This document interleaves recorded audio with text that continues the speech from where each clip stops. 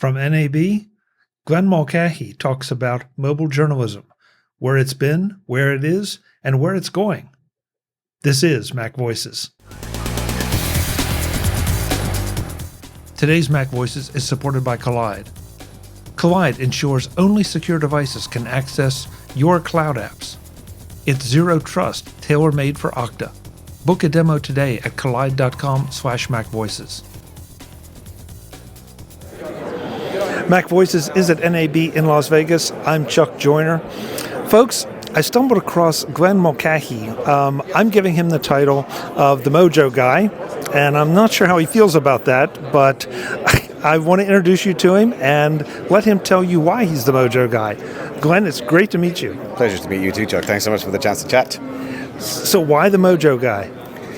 Yeah, I've been called a lot worse, I suppose, but I've been in this space very close to the beginning. In fact, you could even argue a little bit before it. I was playing with kind of Nokia smartphones and things even before the iPhone came along. Wow.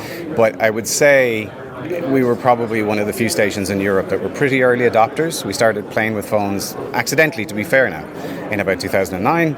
And by 2012, we had a team in our newsroom that were basically producing content with mobile phones on a continuous basis. And now there's a dedicated team that every single day are out shooting with phones, editing with iPads, and putting stuff on television and web and social media, the whole lot. So we should make very clear that Mojo refers to mobile journalism, nothing else. Yeah.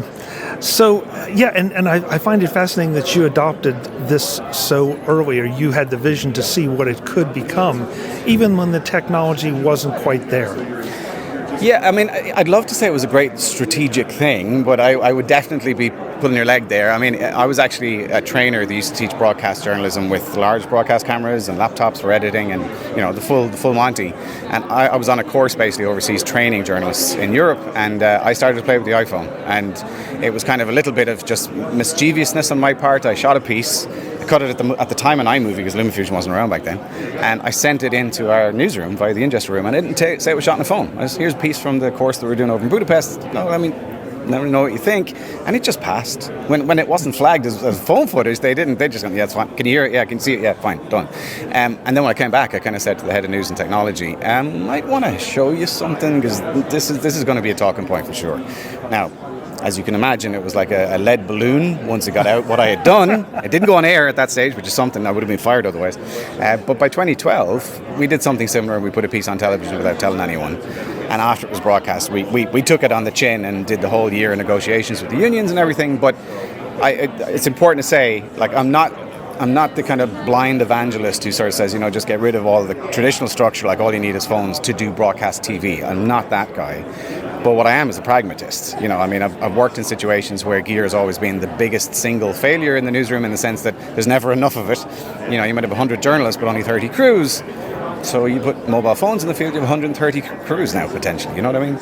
And I think that's where there's a huge opportunity. But one really interesting point for me is, I've come from broadcast, but I left broadcast a few years back. I kind of think where the real potential of mobile going forward is building something new from the ground up.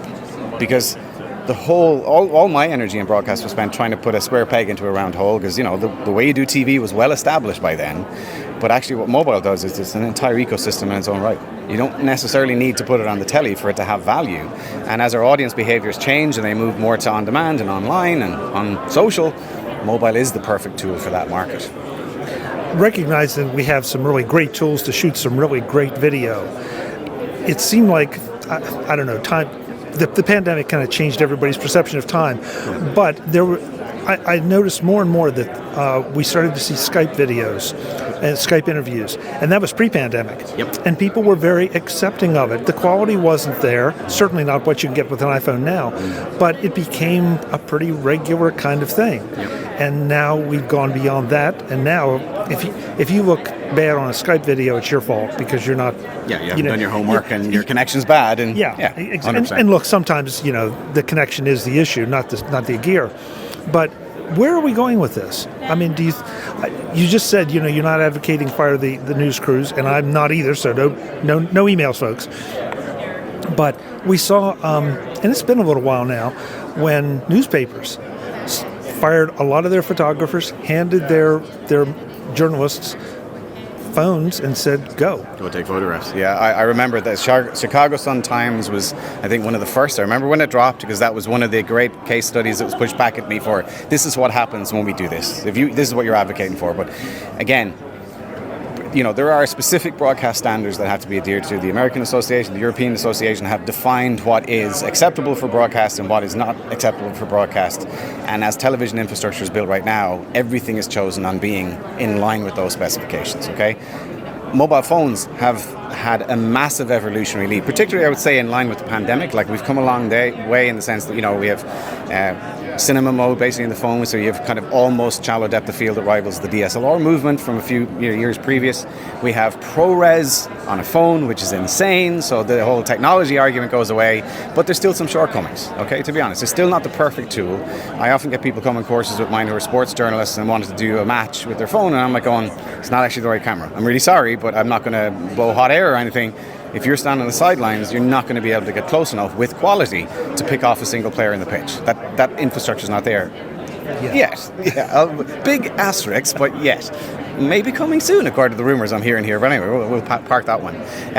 So where I think the opportunity, and you touched on it right there, is if you think about what has happened with a lot of local press around the world, where the business model just failed to be, it just was no longer kind of viable. The cost of printing effectively drove so many of those papers out of business.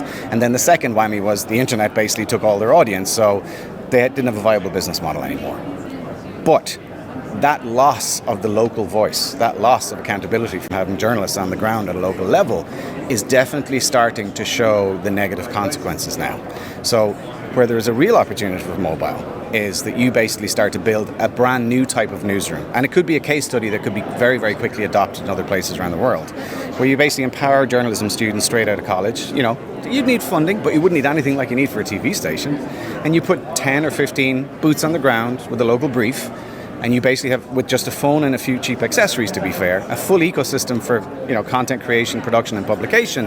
And suddenly you can start to build a brand new local kind of business, a local news business that is sustainable and that can be multimedia. And that is where very few people have really embraced it so far. And the next Rubicon, and it's been dropped in 2 days' time by the folks here behind me in Lumitouch, is this idea of being able to do a home-built studio where you can do a multicam shoot with no third-party switchers or anything, just a couple of phones, and basically create an entire show. So you could literally do your entire local news web TV show on a minuscule budget with just a couple of phones and a couple of creative people. And yet that really hasn't been, I believe at least, fully embraced or anywhere near exploited to its full potential. No, I would agree. In fact, I think there's a huge opportunity there as we've seen the larger news organizations go out to eat up other people. Local, I can't say the word, local newspapers have all but disappeared. Yeah.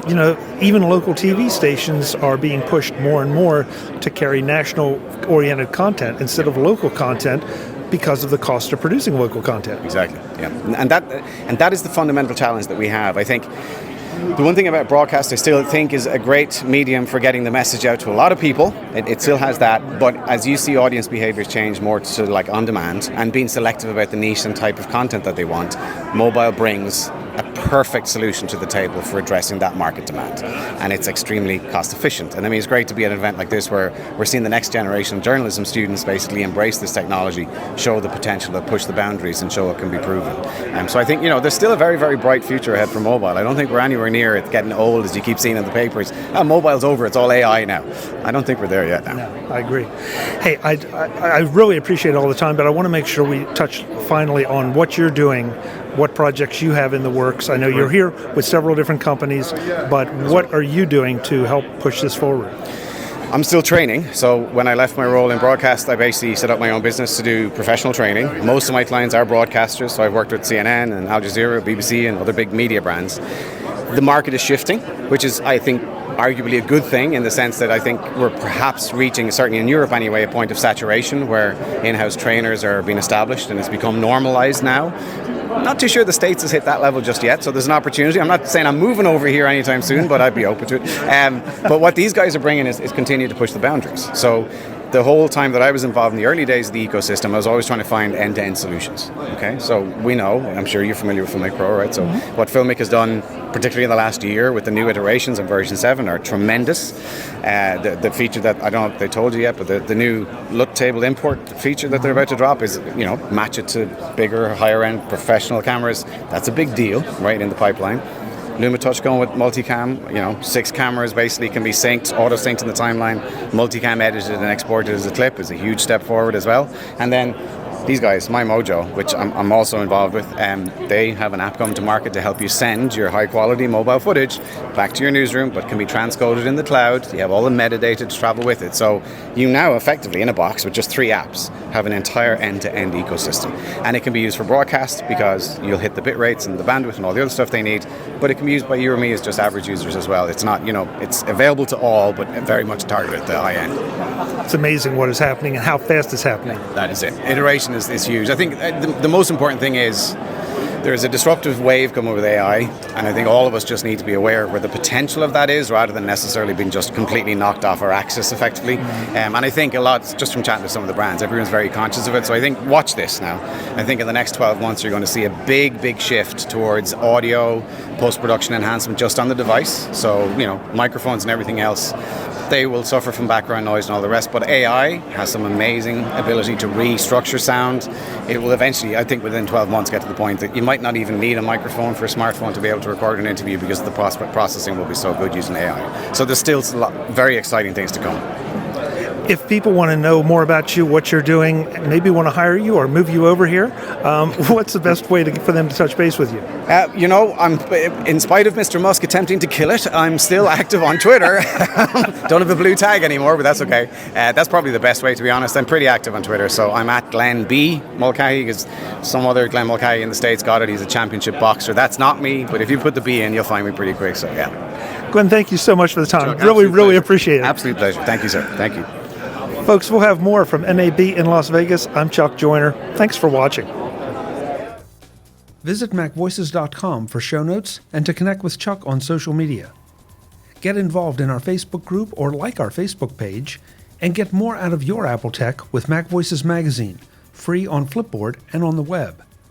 And if you find value in it all, consider supporting us through either our Patreon campaign at patreon.com/MacVoices or by making a one-time donation via the PayPal link on our front page and in the show notes of each episode.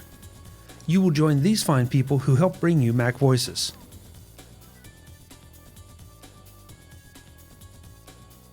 Advertising handled by Backbeat Media at backbeatmedia.com. Bandwidth provided by CacheFly at cachefly.com.